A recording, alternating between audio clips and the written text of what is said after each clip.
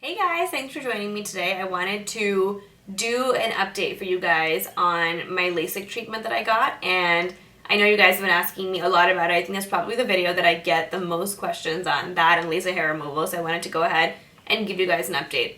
So this December 22nd would be 3 years since I've gotten Lasik, and I think it has been the best decision of my life, hands down. It's something that it's expensive, and insurance companies don't really pay for that just because it's considered a cosmetic procedure. So it's something that you should think about for sure. But there's nothing better than waking up every single day feeling like you can actually see immediately the second you open your eyes. And my prescription really wasn't that high to begin with, but I feel like it's a lifestyle thing. It really, for me, I've always had to wake up really early, whether it's been for school or for work, and because of that, I never really slept early either. And so you guys know that feeling of when your eyes just feel so tired. And the most irritating thing about contacts was that if you haven't slept for a long time, at least for me, the second I put my contacts in, my eyes would burn and burn and burn and water, and your contacts just kind of get stuck. Like, it wouldn't be as comfortable in the beginning. So having that level of comfort now where you don't have to put anything in there is awesome.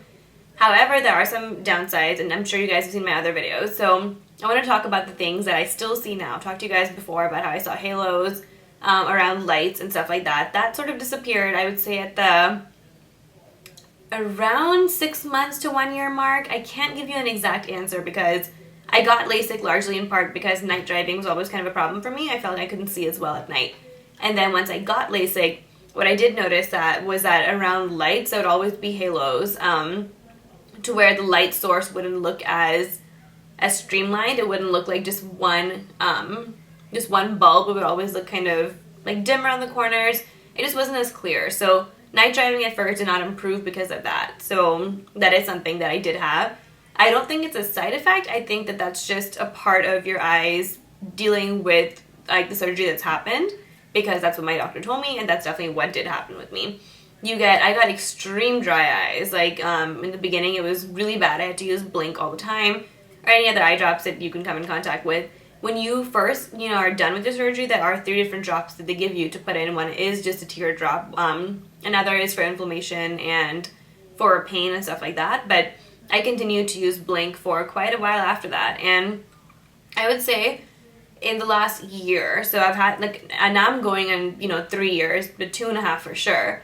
So I would say the last year or so is when I felt the most comfortable with my eyes, in the sense that I haven't had to really put in a lot of teardrops, stuff like that. So my eyes did adjust to that, so that did go away. And I will also say the sensitivity that I talked to you guys about last year has drastically gone down as well. Now I can go out in the sun and my eyes are not going to burn the same way as they did before. So that's a nice change. The one negative that I felt, that I got, I don't know if anybody else got this, but I did talk to my doctor about that as well, is that you get a lot of those little crumbs or whatever around your eyes when you sleep, and it's not like it's uncomfortable. I didn't like the way that it looked, obviously, upon first waking up. So that is something that has gone down over time, but I think that's a production of having dry eyes. That's what I personally think it is. I haven't researched it, but that did go down as time went on as well. I've met some people who don't have that at all. Some people do get it, so I think it's just about your body and how it's reacted to the surgery. Besides that, my eyes, in the last 2 weeks, I feel like my eyes aren't seeing 20/20 anymore. And I haven't gone to my doctor yet to just make sure about what's going on, but that's very possible. One thing that you guys should know about LASIK before you go is that if your eyes change, then your surgery is not going to stay the same, which is why you need to make sure your eyes have stabilized before you do this. So I wouldn't say go too young, but also then don't go too old either, because then, your eyes change when you're young because you're studying, you're watching TV, your eyes just haven't stabilized anyway. And when you're older, even if you had 20/20 vision, you tend to get reading glasses and things like that, so your eyes will change again. So make sure that you go only once you know that your doctor has told you for a fact that your eyes haven't changed for a while. So then it's dependent on what you do. It could be a source of diabetes where your eyes change, or other health problems that could make it change for sure.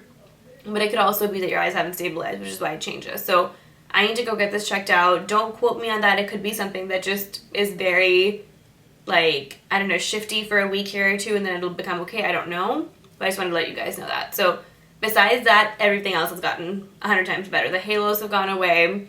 The sensitivity to light has gone away. The eye cramps have gone away. So all like the big things of the dry eyes, it has gone away as well. So I think my body took a while to adjust to it, but at no point did I ever regret this decision. And I think that if you guys want to get it, like definitely get all of your questions answered to make sure you're a good candidate for it.